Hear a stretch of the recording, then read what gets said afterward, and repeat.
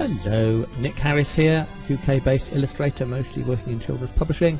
Showed you a few of the new toys from ArtRage 5 at the start, and straight away I'm going to be using one of them, which I'm going to put down some guides. And that's the guide palette. And if you go to add guides at point, I can accurately put exactly where I want to mark it, measure out the pixels, because I want one bang in the middle. So I want to be accurate with that, so I've dragged that there. The others I'm not so worried about, but I'm dragging out some guides just near the edge to allow a little bit of bleed. Don't go near there either. Don't go near the gutter in the middle. Don't go in too near the edges with important things that are a major part of your picture, because you're likely to lose them when things are printed. Printing isn't quite as accurate as digital because of the physical stresses on paper when it's cut and that kind of thing. And I've dragged some guides just either side of the gutter to remind myself not to put anything too important there either. You can drag them around later using the transform tool if you want to. If you want to move them after the fact. And then I will start drawing in a minute, but before that I will move from this interface to docking mode. As you saw, I went through view to get to that, which has replaced bench mode, which is what we used to have. It's very similar. This is called docking mode because you can dock the pallets to the side. The pallets, all the tools and everything like that are along the top where the cursor is now. Tooltips pop up to show you exactly what's what, and when we get there in a minute, if you use the little icon at the corner of the pallet, disappear it again and get it up clean, that there, you can tear it off the thing at the top, and then by dragging it over that icon at the side you can dock it to the side that's near. Now I'm going to do the same with my toolbox panel.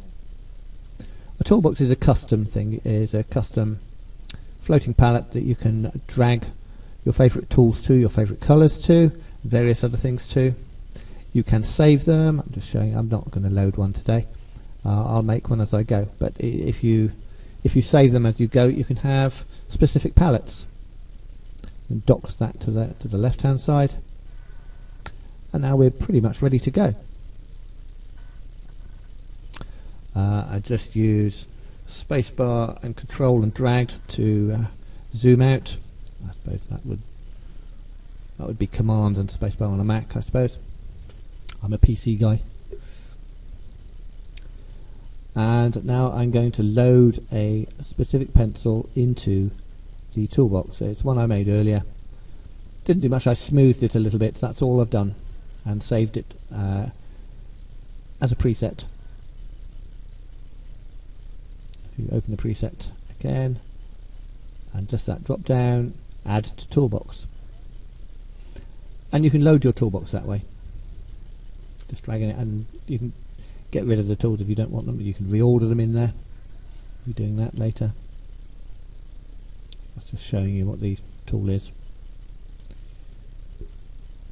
Now, what else do I want in there? Tool I use a lot, pastel. Now I've saved a couple of presets of that with different pressure. One with 10%, one with about 25%, I think. 25% pressure one I use for filling in, the 10% pressure one I use just for adding a slightly sort of textured tone, because you can use the paper texture, whatever paper texture you've loaded. Got a bit of interest. Nothing special in there today, so I've just added that to the toolbox. That's the 25% grain one. Now I'll do the same with the 10% one. 10% pressure. And then I think I'll drag it up. Yeah, just to show you, that's how easy. You just drag them around to whatever order you want. So it's very customizable. This is nothing new. We had this in ArtRage 4, but it doesn't mean it isn't great. But we've still got that.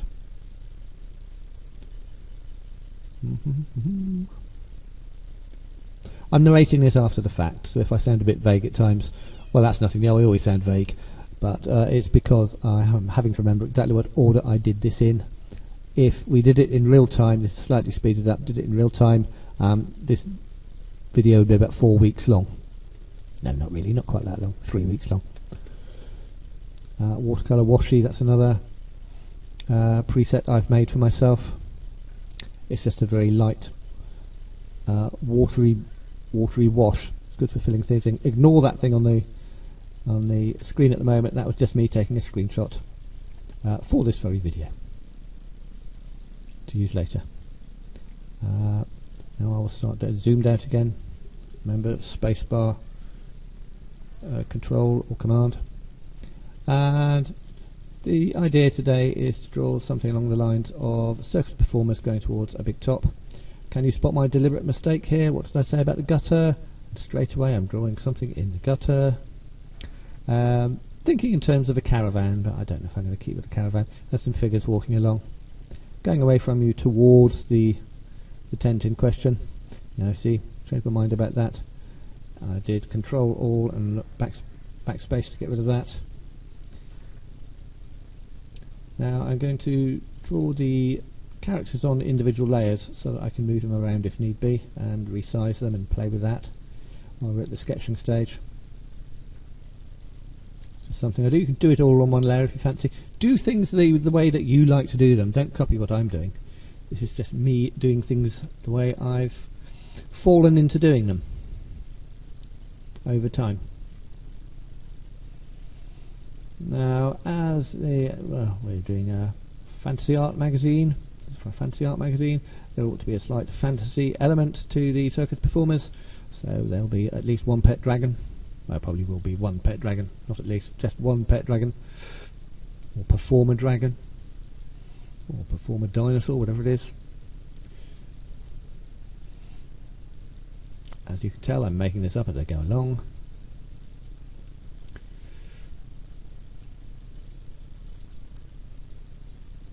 And just drawing and erasing with the other end of the stylus. I'm on a Wacom Intuos Pro A5. It's very nice. I haven't got any one of these expensive Cintiqs or anything like that. I'm not that up to speed. But you don't have to have the most expensive kit to be able to do stuff. This ArtRage is not an expensive bit of kit. ArtRage is a very budget conscious bit of kit.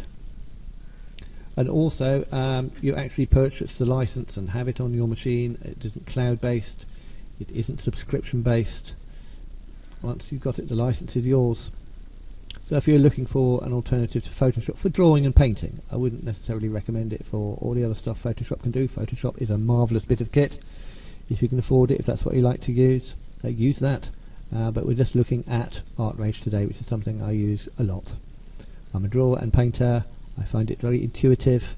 I like the interface. It's nice and clean. And the terminology, all the brushes and that, are very relatable to real media. Still, it's always been like that. That's Alt spacebar, you can drag around rotating. And the equivalent on a Mac, of course, to Alt. The Option.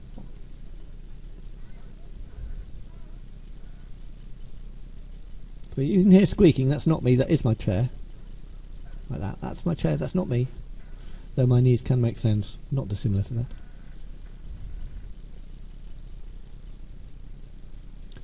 Yes, it's a good idea to name some layers as you go. Just double click on the layer palette on the particular thing and that will pop up so you can change the name. Excuse me. Part of the playing with scale, I'm going to have more of a giant-y, a larger figure further away. And my thinking at the moment is to maybe having that one riding a unicycle. So with that in mind, I've got the legs or placing the legs in a suitable position. Obviously, unless they're going down a very steep hill, I'm going to have a tweak with the positioning of these things. Excuse me. and maybe have the dragon interacting in some way, I don't know, tugging at something off the larger proportioned character, putting them a bit off balance. Just a little bit of interest going on sort of in the group as they walk along, and also that will link across the pages. So you can see that's placed quite close to the gutter. Might have to move that. Yeah, and the path looks a little bit straight across to me, a little bit too horizontal. Might have to try and angle that more into the picture, a bit more perspective on it. A goblin-y type figure sort of leaping in the air further across. Not Control D, just press the D on the keyboard, fits the picture to the space available.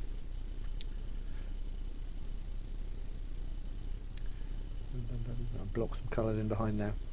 The fill tool, the bucket tool, now has a lot more controls. So you might need to tweak with that before. It doesn't just fill automatically. It's got much more. It can be much more sensitive. It can make sure you fill right up to edges, so you don't get any sort of little white or aura around things when you fill it, which can be a real pain. So that's another more improvements in AR5. You have to play with those to find out exactly what they do. Now working with the pastel tool again, I'm blocking some general colours behind. It will form a sort of backdrop to the colour that I lay on top. Thinking in terms of either sort of early morning or sundowning sort of colours. And so there'll be pinks and purples and greens and all sorts. So it means I can play and put more colours in. And then I also like to use some of the palette knife tools to blend things, soften them. I will add that to the toolbox a bit later. I will probably add two variants of that. One that's a bit coarser, one that's a bit finer. Now, I don't want to lose the yellow completely, that's still quite handy. There we are, see, added that. That's the coarser one. There's a finer one that I've had a tweak of as well. You want to tweak these tools to suit yourself and then load them in the toolbox. That's the whole point of these things. You can just use the default tools, and sometimes they do, and in which case just load those into the toolbox. It's whatever makes your life more easy. That's the whole point. And a bit more colour here and there. This is using the pastel at 25%, so it's quite covering. Not really too worried about texture, and bringing some of those colours into the floor as well. Much of this may well just be covered up later, but for the moment I'll use this as a base to get away from that sort of that flat colour. I just tweaked the controls on it a bit so it's a bit more dynamic in its pushing things around.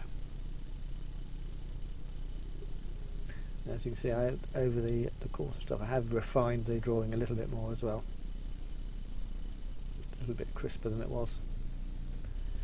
And then I moved things around a bit. Things are quite high up the page. There's a big gap at the bottom because I'm thinking in terms of this is a double page spread that has to have text boxes and that with it, and a title. So this will be part of the workshop display in the magazine, and so I've left space for that at the bottom. That's why the composition is a little bit biased to the top. Now, using the paint tool, I've started blocking in some shadows here and there. I often do several layers of shadow in slightly different hues, because then it just brings the shadows more to life. This is a sort of a fairly muted green, which isn't necessarily the well, it's a cool colour. I just picked what I felt was a cool colour that didn't jar too much with the colours that are there already. And thinking I'm going to go to the pinks and oranges for the light, I thought this would work quite well. It's just putting the shadows according to where I'm thinking of having the light source, which is somewhere behind the tent that's sort of vaguely marked on the right there. And then, having picked I put a green as the first layer of shade, tone, whatever you want to call it.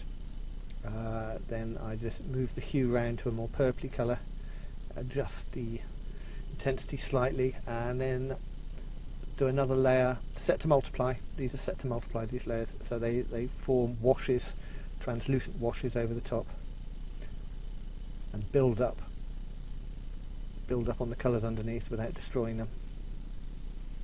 And I notice I'm not being careful at all about this, I'm just splodging the colour on. I will tidy things up later. I don't tend to go for many sort of technical tricks. I just do most things with the basic tools, using the eraser a lot, tidying things up later. It gives it takes a bit longer, but gives things more life. Now I'm blocking some colours in on separate layers. Excuse me. Obviously doing the red of his coat. This is like the Ringmaster character.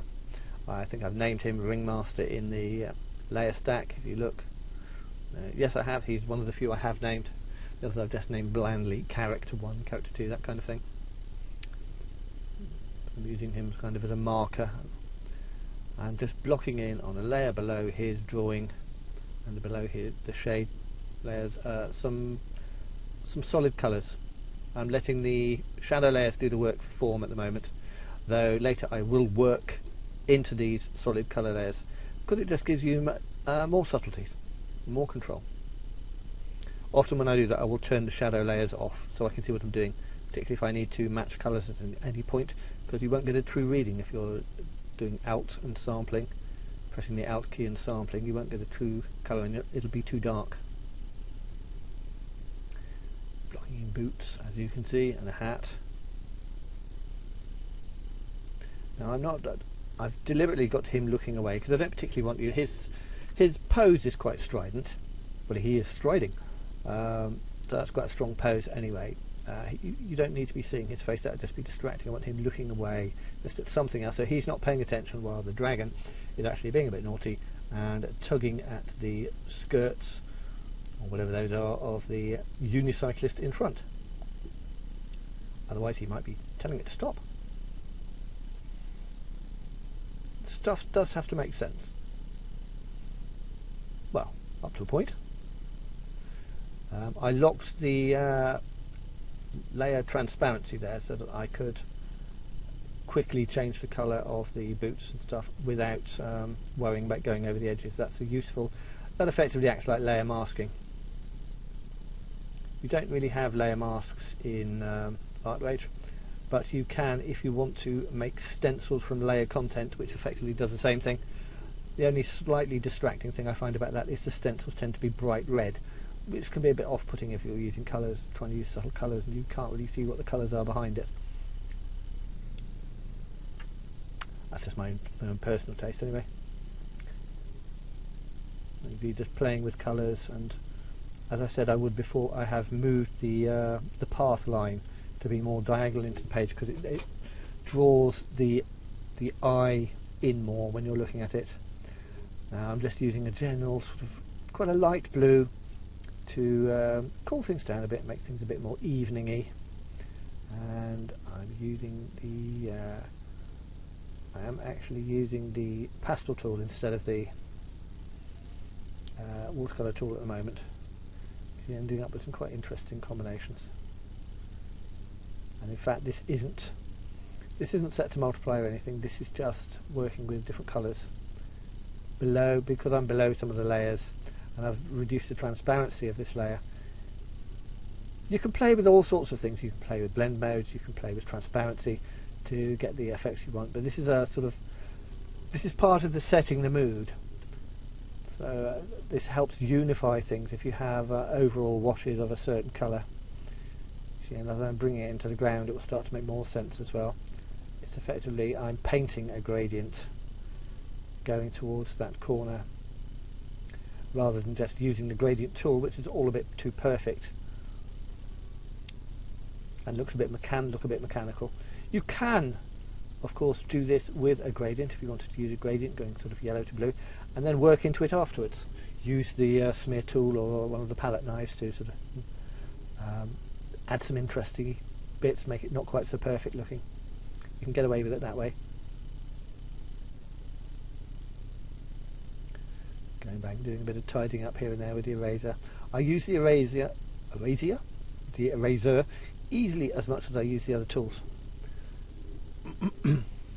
That's because I'm lazy about cutting masks and things. As I said, you can't really do masks in here, but here I'm using the eraser, that is, to pick out some sort of cloud edges, make it look a bit more like sky. It's not going to be photographic. None of my stuff is photographic. I don't do photographic. I'm just working on one of the layers of tone to give edges to it, and then beefing up some of the shadows, which then accentuate the contrast and lighting generally, and softening it with the palette knife tool. This is about 4 times speeded up, I think. This is probably against IFS guidelines, but I wouldn't get it in. It would just be too long, as I said before. It would be too long, otherwise you wouldn't get to see most of it. And with me waffling over the top, making it really complicated for you so you don't understand anything, that's supposed to help. As you can see, I've laid a warm colour over the top. You can see at the top of the layer stack there, set it to multiply, and then I'm working back into it with a lighter colour. It was an orangey colour, and I'm lightening parts of it with a sort of warmer, I don't know, no, maybe not warmer, but lighter, yellower colour. Gradually we're building up a feeling of light here.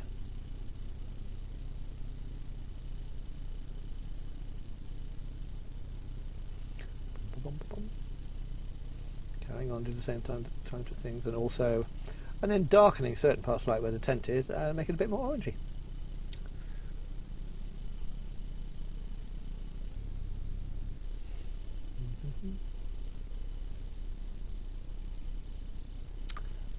Right. Now on to the new toy, the brush designer. You can make custom brushes now. You could make custom brushes before in the sticker brush, but that acts more like an image hose. This is well, it's not quite so complicated. You can just put a brush head in there and tweak the controls until you get something you like. I put a few splats and blobs and made a brush head out of it, and tweaked the controls and come up with this brush that when you lay strokes down, it gives like textural strokes. And then I've locked the transparency on the dragon, and I'm just mottling it up a bit with some lighter and darker colours to give it a bit more interest.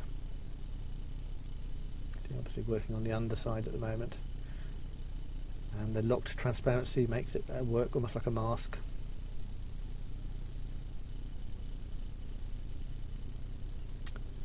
Later on I use a brush I made just to do some grass, to stop me having to paint each individual blade of grass, because the grass is going to be in front and behind them.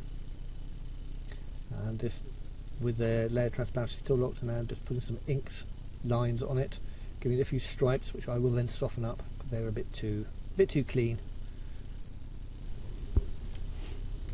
And that's what I'm doing now, just softening them up a bit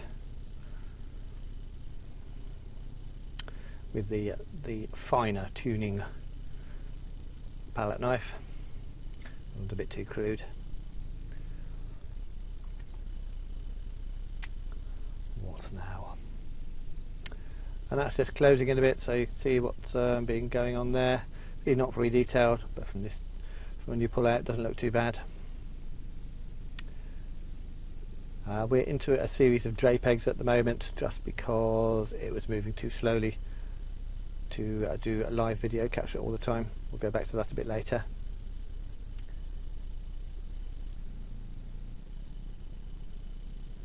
Like that. Renaming some of the layers again. You may notice gradually that the colour palette, the samples over there on the left in the toolbox, builds up, because you can save colour samples as well. As I'm adding colour that I think I might need again, I save them with the add sample box, so they'll be there, and I will reorganise them a little bit later, so they're not quite so higgledy-piggledy in colours and tones, I mean. A bit more shadow to the back. some grassy colours. This is just the base. That's with the palette knife. Rubbish! That's not with the palette knife. That's with the pastel tool. So you pay attention, Nick.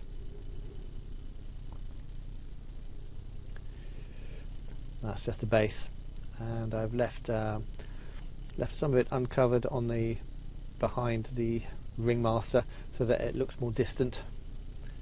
If you see what I mean, I've put sort of layers of grass tone, and I'm mottling it up a bit with some browns and purples and that kind of thing.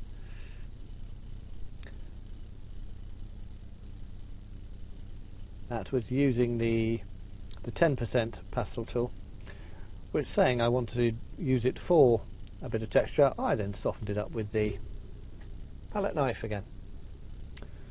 Go figure. Trying to define the ground plane a little bit more with some lighter strokes.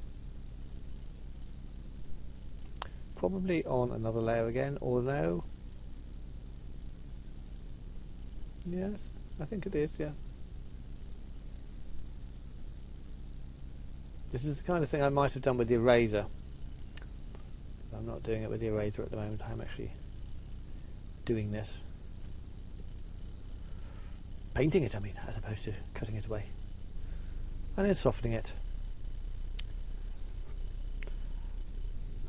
Alt spacebar drag round to rotate.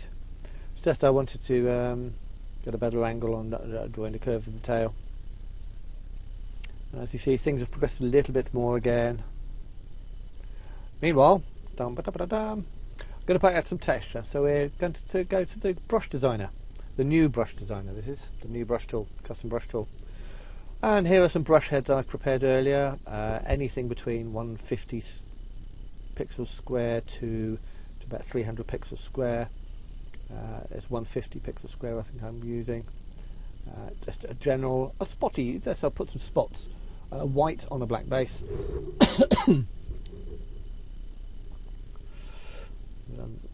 and by playing with the controls, there's lots. You can see all the controls you've got here. You've got 3 sets of controls, including pick up colour and stuff like that, and the blend mode. Whether you've got a tail on it, so the brush tapers in and out. How the dabs are arranged. There's a lot of controls. You can do a lot of different brushes just with the same brush head.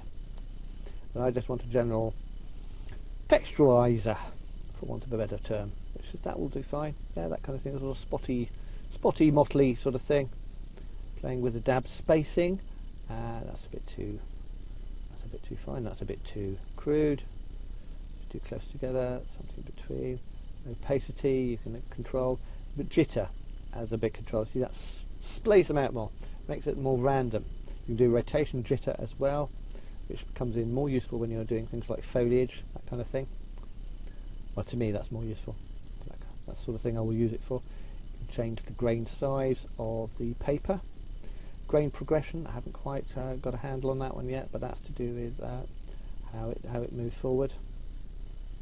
These are all things to play with and learn about, to make your very own custom brushes, and then your very own custom brush set that you could have in a toolbox, in a custom toolbox.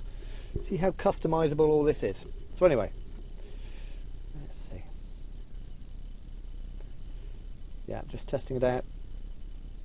You have to make sure to select the custom brush when you're trying to test it out, otherwise you're left at the last brush you were using. Yeah, that's okay, I can work with that.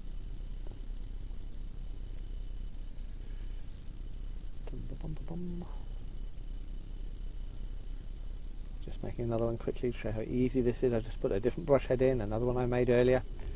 Remember to paint the brush head white on black, because that's just how it works. Yeah, I don't know if I'll use that one, but I'll save that one for later. See, give it a name, save it as a preset, and then it'll just be ready for you. I'm not going to add it to the toolbox. I'm not going to store the size, but I am going to keep it. Yep. Okay. The other thing you can change is the grain behind it, which has another effect. See, this is using the same brush head, but getting quite a different look.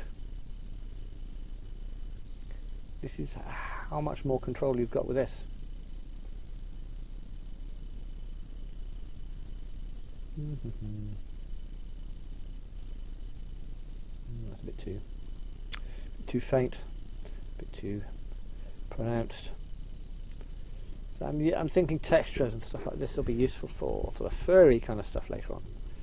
May or may not use it, don't know, in this painting. Probably not. I haven't really got anything too furry. Not having a furry dragon, I don't think. Not this time. Yeah, that looks quite nice. But that looks nicer. That's a little bit more textural, more interesting. Just tweaking it. So you just play around till you find something you want. That looks like it's kind of got scales in it almost. Ooh, almost. Not quite enough. That wouldn't really come across strongly enough, I don't think. And there we are. Yeah, that one will go. Give it some name. Look, scale traces I've called it, because there are very like traces of what could be scales in there. Give it a name that you'll remember. Not that I'll remember, that you'll remember. See that? It jumps like that because I've got the tail and that set in it. So it has to do a bit of maths while after you do the stroke. It does a bit of maths to give you a tapering in and taper out bias. See, as you build it up, that becomes quite textural looking. Yeah. Maybe not for this painting, but for another one later.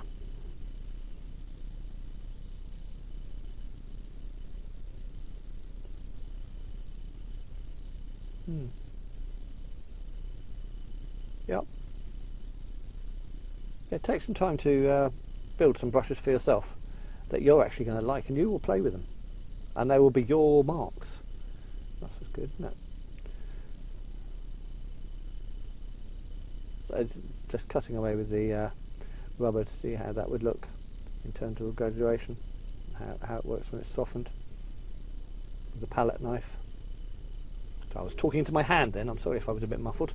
Meanwhile, back in the real world. So anyway, that was the brush designer. It's easy to use, go for it. And that is the custom brush. See, those are all ones I've made earlier. Some of them work, some of them don't, because I was it's part of the learning curve. I think Speckle was the one we made to go on here. Yeah, let's see. Moved back a bit, pulled out a bit, just so I didn't get compromised on the edges where it overlaps the pallets. They disappear and it gets a bit distracting when they keep popping in and out like that. So I just make the image a bit smaller so it's not doing that. And using some different colours to build up the texture. This will just be kind of, not tarmac exactly, but sort of something like that. A different surface to the grass anyway, which could be defined as a path.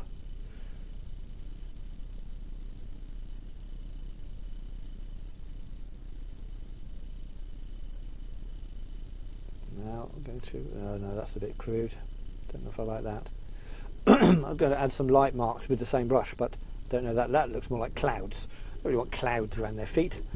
It's not that sort of a picture. So I've just made it a lot smaller, and I'm doing more strokes across it, which that's working a little bit better. That defines the plane a bit better. Directional strokes always help when you're trying to define the plane, or nearly always work. If you've got any sort of a texture, it really helps. Yeah, it does need more work still, but as a base, that's not too bad. Gives you some sort of form to work with.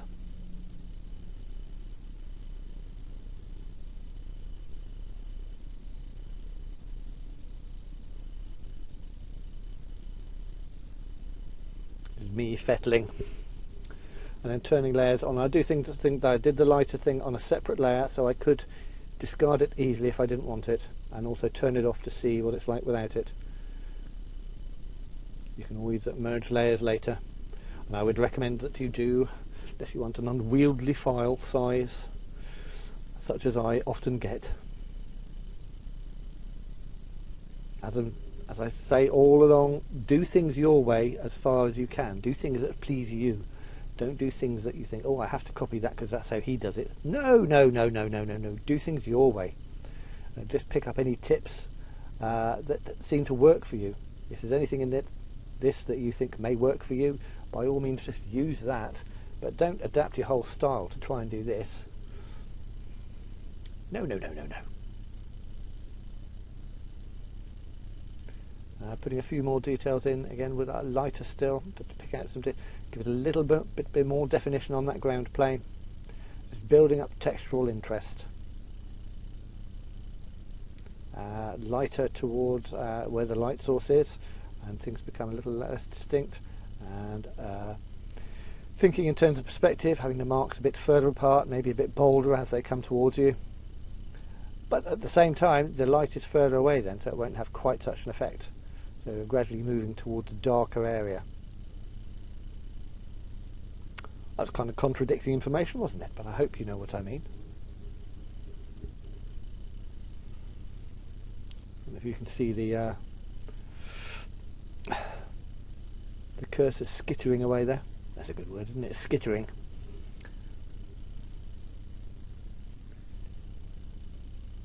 Giving a little bit more of a crown to a bit of a more camber to the path. A slight curve to it. We will at some point have to glue them to the ground by giving them some shadows, won't we? Some cast shadows. Because they're a bit floaty at the moment.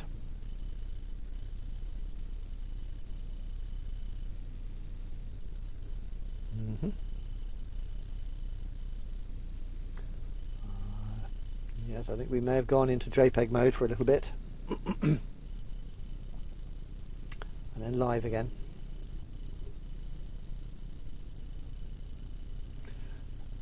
Warming up the colour with some pink. Or maybe not warming up, but changing the colour with some pink. Again over the top on another layer. Quite far down though, quite far down in the layer stack, because obviously you want it behind all the figures. We can adjust their tone to fit later. I'm trying to lift them from the background a little bit. Or push the background back darker. Make the whole mood a little bit more atmospheric. That's part of what I'm trying to do here.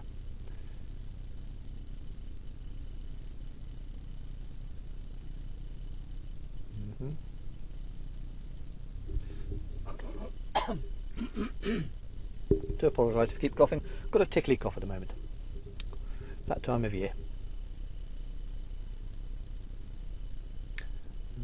Merging a few layers down here just to try and simplify things a bit, because as you can see I've got quite a lot of layers going on here.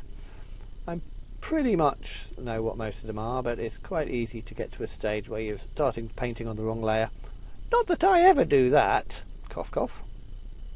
No, that wasn't a real cough, that was a meaningful cough. And now you can hear me slurping tea. To help my throat. Right. Contemplating using some stickers for the grass. I don't think I will. It's just really showing you the fact that these are still there. There's a lot of things here, though I can't remember quite which are the ones I've put in as custom and which come when you first buy ArtRage. ArtRage does come with a lot of stickers on its own on board, but you can pick up loads more by going to the ambient forum, the ArtRage forum. There's a lot of freebies there, including some good grass brushes. But no, I think I will use one made in the new brush designer, because that's part of the point, is to use some of the new tools. So far I've only used the guides. Everything else is pretty much what was here before, but a brush designer is definitely a new toy worth the purchase price, which will be reasonable. Will be very reasonable. Nothing like as much as Painter or any of the other big boys. Or girls. Boys or girls. Not being sexist here. Just laying down some more crude base colours just to give it a bit of direction and a bit of interest in the underpainting. As you can see, still not being exactly what you would call careful. Blob, blob, blob, splat, splat, splat. I don't think you want to see me eat. That's pretty much the same thing.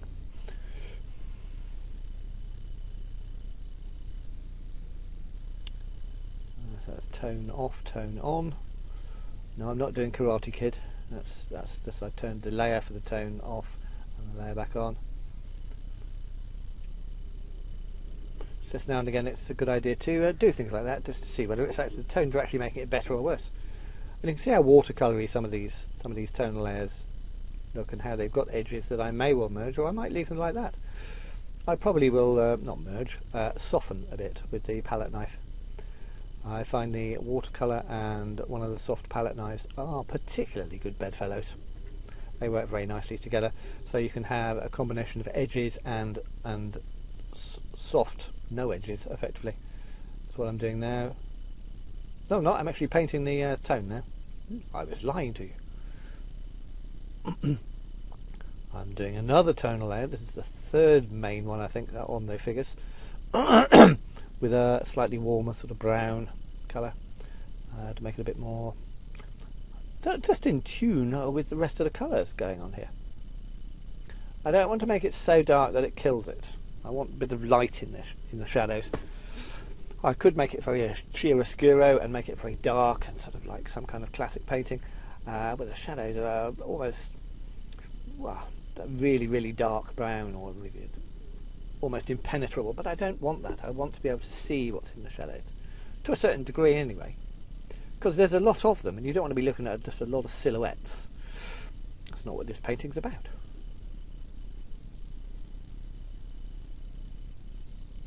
And now in those shadow layers, then you can go back out and you can pick out highlights and help define the form, like some creases along the edge of his trousers, like that, as I was doing on the ringmaster's trousers.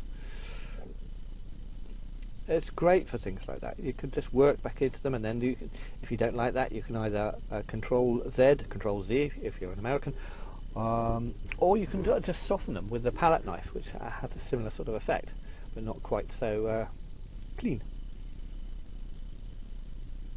So you're still picking out little bits here and there, partly with a palette knife, partly using the eraser. Sort of tidying things up a bit, making them a bit crisper. As you can see, I've added a key to one of the taller characters at the back, so maybe she's not quite so tall as you thought. Actually, she's more like a toy, some kind of mechanical toy. The figures at the back still need a little bit more clarification. I won't go mad with them. They'll be more hinted at than anything, because I want you looking at the figures in the foreground more than the ones in the background. Now I've duplicated that layer that was on top, that sort of warm orangey yellow layer, to help separate the characters and bring them out a bit, so they zing a bit more. I've duplicated that top layer and put that duplicate down. It says, is it layer 13, layer 15? It's just down there. I can't read my own writing. That's not my own writing, that's their print. Anyway, I've pushed that further down, still set to multiply, and then do a little bit more work into that one and the other one combined. But the main reason for doing that was to lift the figures forward. But then I'm also going back over and lightening the main light source again on both those layers, otherwise it's getting darker than I intended to. I want the light to be a bit more obvious than it was, a bit more contrasting. Make then I don't have to make the shadows as dark to work with it. Going back to that thing I said about not wanting to lose all the detail in them. As I hope you can see, the whole thing is all just about fiddling and adjusting as you go. Started with a loose idea and then I'm gradually pulling it together, it's one way of working. You could sit down and do detailed sketches and all sorts of things like that and work it out very, very thoroughly in the first place and know exactly what you're doing. That's not the way I roll. I like to let things kind of evolve. Here we are with the grassy brush I told you that I would build in the brush designer. It's nothing very complicated. There's two brushes with a few strokes each, designed to follow the stroke, but the only way I could make them work really was to have them, you work up from the ground. You do upward strokes with these, like you're growing the grass.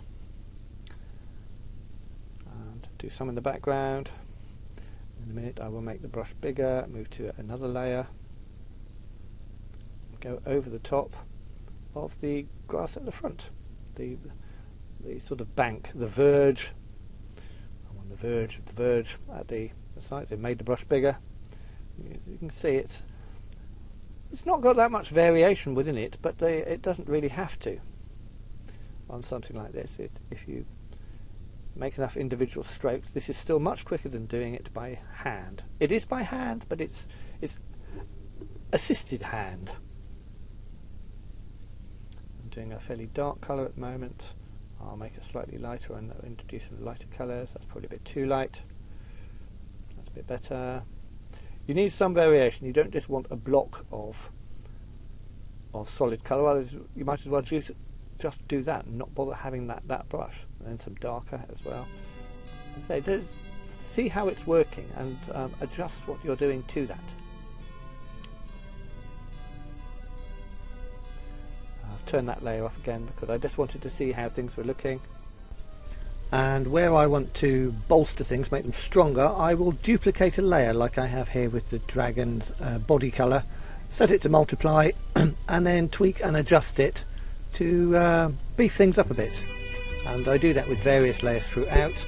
And we're getting to the final straight now where I tweak things and stuff like that, and a little bit of reference to give me an idea for the tent in the background. I won't copy that, but it'll be that kind of tent.